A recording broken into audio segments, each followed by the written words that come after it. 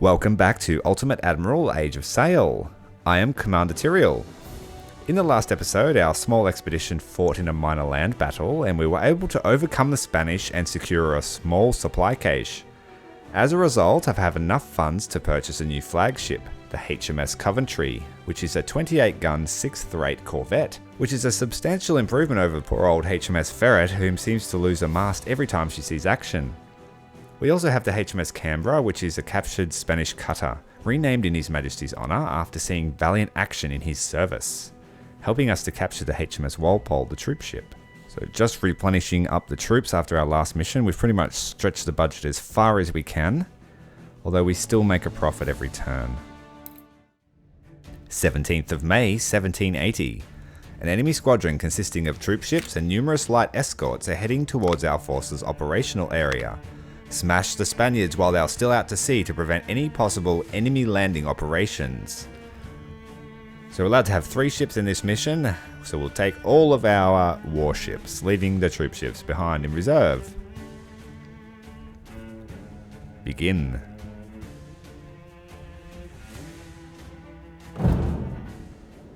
The weather has favoured us, sir. We have successfully reached the area mentioned in the Admiral's order. Straight ahead, Captain. Spaniards. Looks like we've caught them with their pants down. Bet we'll find Spanish troops on those merchants. We'll make it fast, sir. So we won't worry about a line formation. We'll just break it up, and then we'll have a look at what the fleet composition is. From that cursory view, it seemed to be 2 warships and 2 troop ships. Judging by the outline, it's a little cutter and a brig, which is actually going to be a fairly easy mission for us this time, I feel.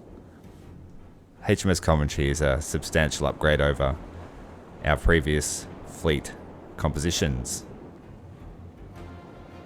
Wind is also in our favour as well, so we'll creep on up there, advance the time. So my plan is to cross his path and force him to make evasive action. He won't be able to go against the wind, so he'll have to turn with me. And then we'll commence the boarding operations. We'll hold fire, so we're not shooting his rear target. I was too slow there with HMS Coventry to do the same thing.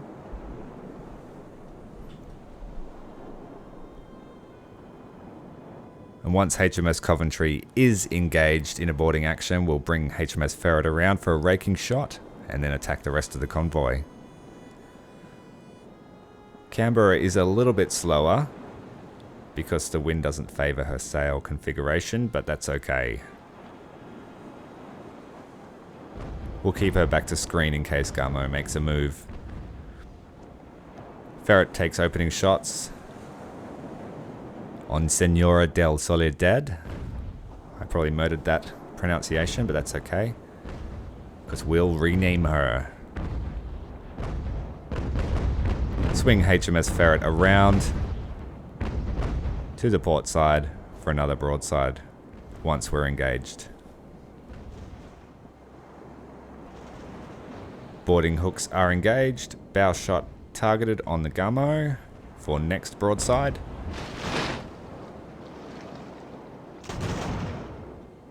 And the fight is underway on board.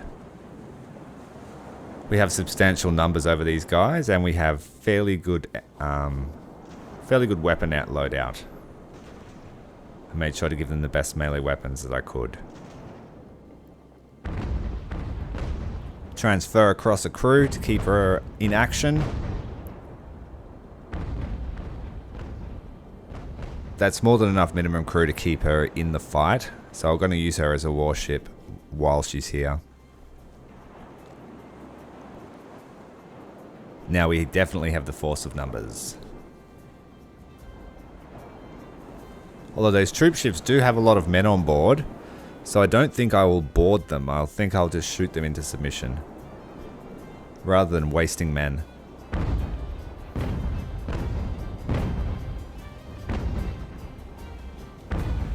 Whereas Coventry will take on the Gamo in a balanced fight.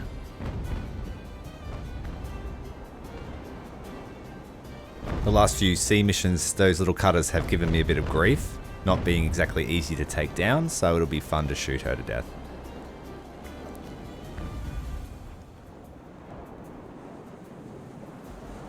Running Ferret on an intercept course, we'll take shots at the San Pedro and then swing her around behind the Santiago El Maya. Oh god, I can't wait until the French ships come. I cannot pronounce French names. That'll be fun.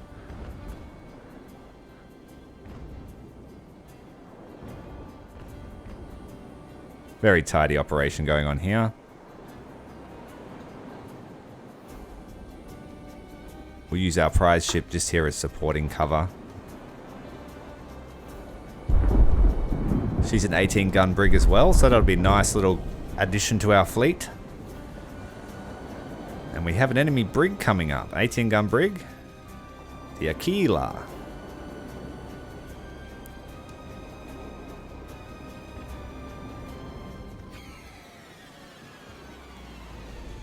So we'll quickly mop up these pesky troop ships and then get a intercept happening towards that brig.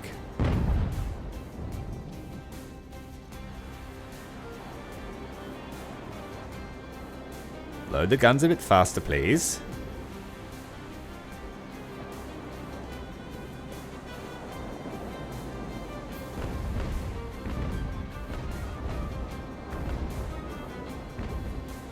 Try and get Canberra in front here, just so we can head off their advance, and they'll be forced to cease and desist. Coventry is making short work of the Gamo. She's flooding and she's got pump damage.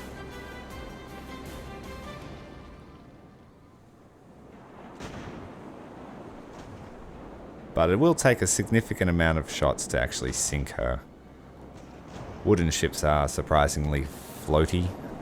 That enemy brig will also take ages to get here too. He's running at a bad angle to the winds, so we got plenty of time to mop up these infidels. No one expects the Royal Navy.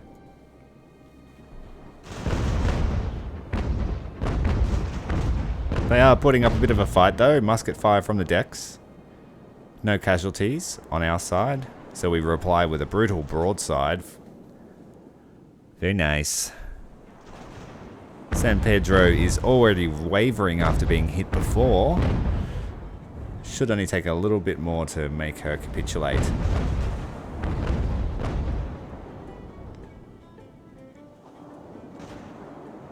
Whereas Gamo refuses to surrender. Takes a pretty brave man to sit there and just wither from broadside fire. Just need to manage each ship individually until they surrender. Not too hard. The enemy brig is still miles away. Some help he was.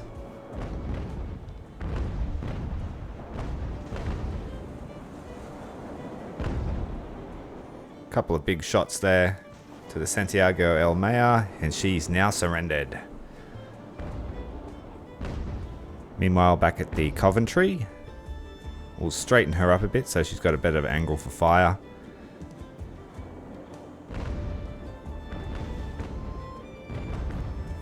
Surely any moment now she'll go down.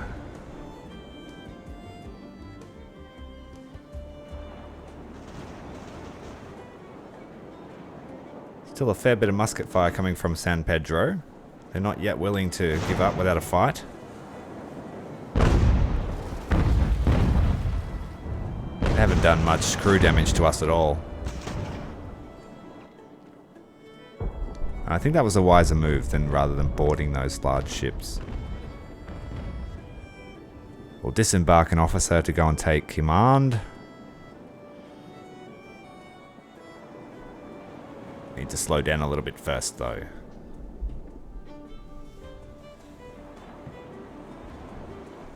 There we go, McNally is away. Get him over to the other ship and take command.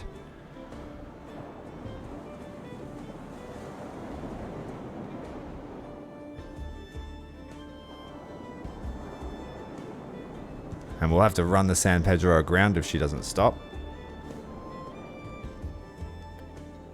And And Gamo has sunk.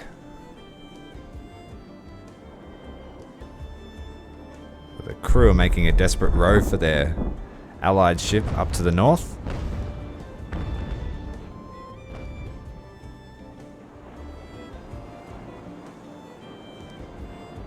San Pedro managed to squeeze through the gap there. But now she has capitulated. I don't think I have enough crew, though, to disembark and take command of her. No, I don't.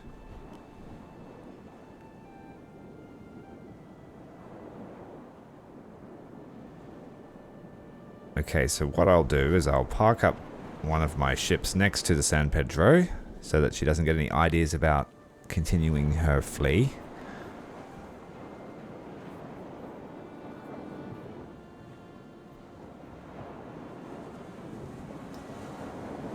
Maybe I can try and shoot her, just to sink her, but it's not letting me target her.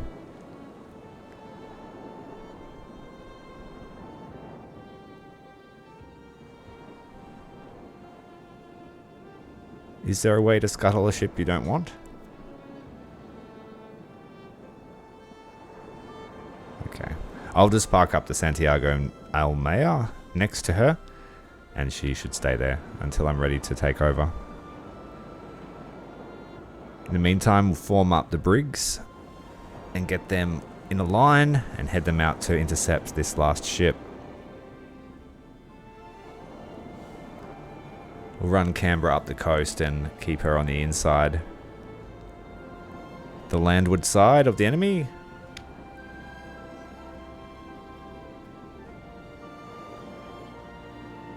We do have the advantage of wind here, which is extending the range of our starboard guns.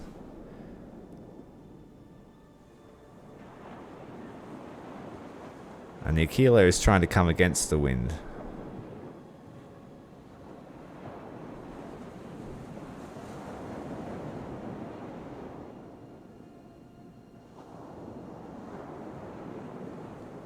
The wind has been in our favour the entire match, which is quite good. We just had a wind change there to the northeast, which is also going to hamper the enemy brig.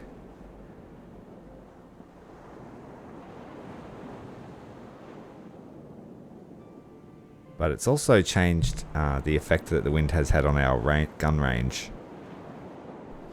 As the wind pushes across the ship's sails, it makes the ship tilt. So one side of the ship, for example the port side, will tilt upwards, and the starboard side will tilt downwards. So when you're running at the enemy, you want the wind behind you to advance on them. But when you start the fight, you want to try and angle your ships in such a way that they're running across the wind, with your enemy positioned upwind of you or on the windward side. If you do it right, the enemy will have a shorter range than you, and you'll have an extended range. And in some cases you'll be able to shoot at them and they won't be able to reply.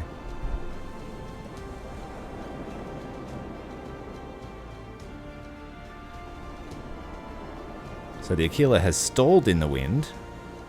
That wind change has really affected her. She was in a turn to the starboard side when the wind change happened, and now she's caught lacking.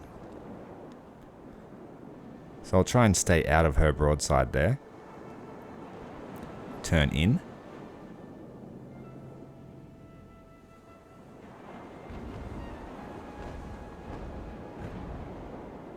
She's aiming for our masts. We don't want to take our sail ability down. She's now wasted that broadside, so we'll turn back into starboard and come behind her to her stern.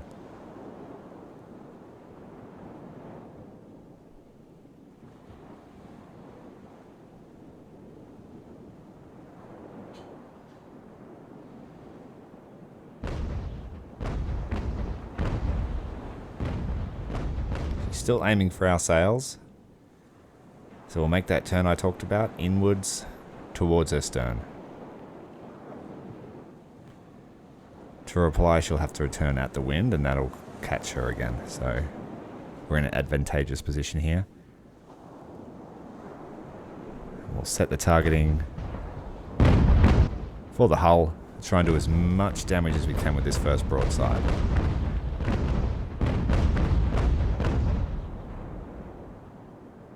Nearly half of the planking on her port side is now destroyed. Excellent. We'll keep the other guys here just as fire support. Turn Canberra in. She's going to try and make a dash. We'll try and pin her between the two ships. The cutter seems to be very lacking this mission compared to the brigs. The wind hasn't favoured the cutter at all.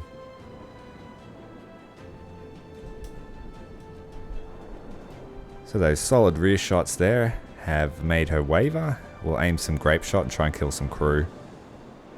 At this range though, won't do much.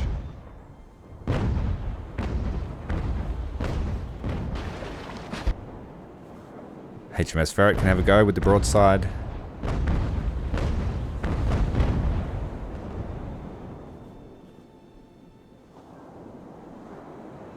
And Canberra can run an intercept here.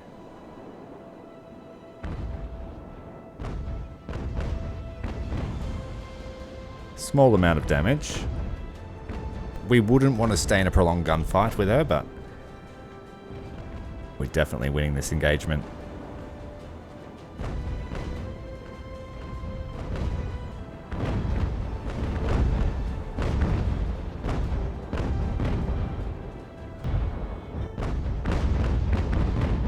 A few more shots and she should be done. And we have a magazine detonation to finish her off. Excellent. Now we just need to send back a crew to take over that last cargo ship. HMS Canberra will do the job for us.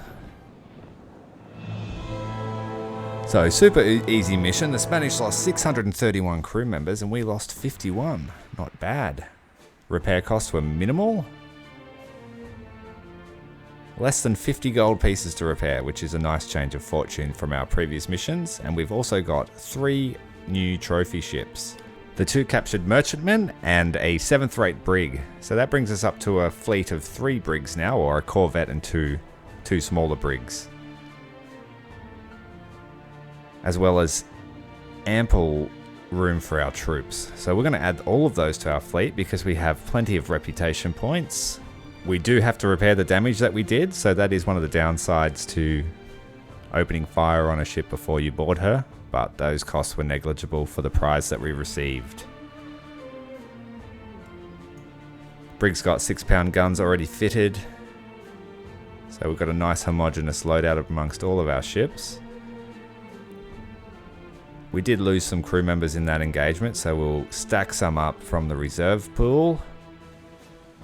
250 men should be enough.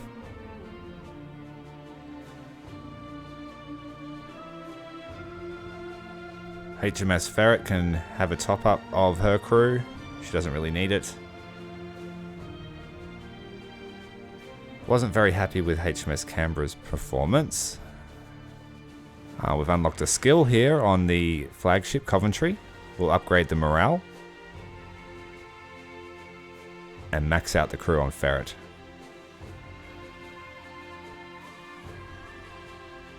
As I said, I wasn't very happy with the performance of the Canberra versus the brigs, and now that I do have an extra brig, I may just sell this ship. I'll remove the crew and add them to the reserve pool.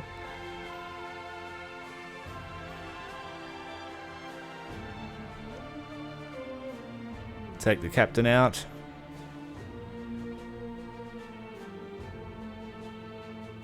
So she's ready for sail. No pun intended. And we'll add a new captain. Oh wait, I forgot to take the captain off. There we go. It's a little bit fiddly, but you get the hang of it. Add in Seymour Sprangler, the commander from HMS Canberra.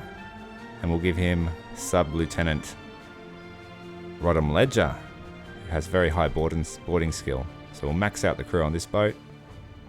Change the weapons to something Suitable for melee. Or not. Go something cheap that I already have in stock. And because we have an experienced commander, we get a skill unlocked. So not a bad little fleet at all. I'm pretty happy with that. It should be able to take on most light escorts and similar. Perhaps even a large ship. We will leave it there for today. If you've enjoyed this video, make sure to hit the like button and subscribe to the channel if you haven't already done so. Until next time, Commander Tyrael out.